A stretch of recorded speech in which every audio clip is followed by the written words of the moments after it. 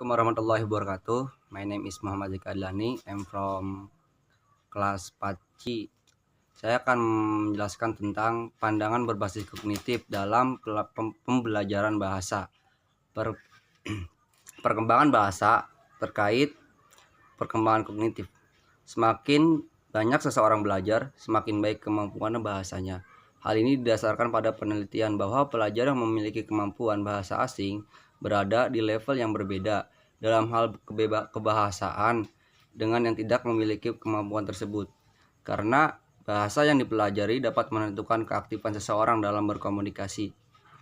Hubungan antara bahasa dan kognitifnya terletak pada pemikiran, bahwasanya bahasa mempengaruhi pandangan anak terhadap dunia dan mempengaruhi pemikiran setiap anak yang memakai bahasa. Ada dua hal yang saling berkaitan antara bahasa dan kognitif seseorang. 1. Bahasa mempengaruhi pikiran.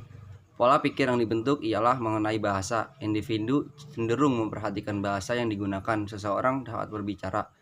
Sambil menganalisis, individu juga memilih bagian mana yang dapat diambil atau tidak yang nantinya akan mempengaruhi pemikirannya. 2. Pikiran mempengaruhi bahasa. Tanpa pikiran, maka bahasa tidak ada. Pikiran mengenai perilaku, sosial, budaya, dan faktor eksternal lainnya mempengaruhi cara seseorang dalam berbahasa dan berkomunikasi. Perbedaan antara aspek kognitif dan afektif dalam karakteristik teori humanistik. Aspek kognitif merupakan aspek yang berkaitan dengan nalar atau proses berpikir, yaitu kemampuan dan aktivitas otak untuk mengembangkan kemampuan rasional.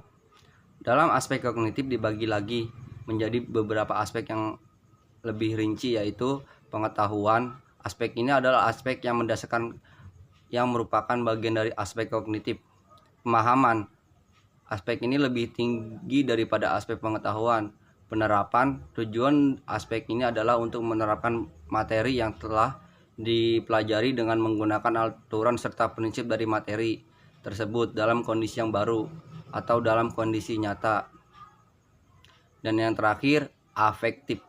Karena afeksi adalah materi yang berdasarkan segala sesuatu yang berkaitan dengan emosi, seperti penghargaan, nilai, perasaan, semangat, niat, dan sikap terhadap sesuatu hal pada ranah afeksi. Contohnya penerimaan, mengacu kepada kemampuan untuk memperhatikan dan merespon stimulasi yang tepat. Terus yang kedua, responsif. Domain ini berada satu tingkat di atas penerimaan, dan ini akan terlihat ketika siswa menjadi terlibat dan tertarik pada suatu materi. Yang terakhir, organisasi.